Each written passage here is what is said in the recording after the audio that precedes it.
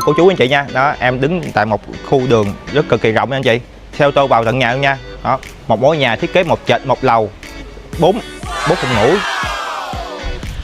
Giá diện tích căn nhà ngang 5 ngày 22 nha cô chú anh chị, giá chỉ có 2T3 thôi. Sổ hồng riêng đã hoàn công cho mình rồi luôn nha, đường ô tô ra vào vi vu luôn nha anh chị. Đó, mời anh chị vô tham quan căn nhà nha.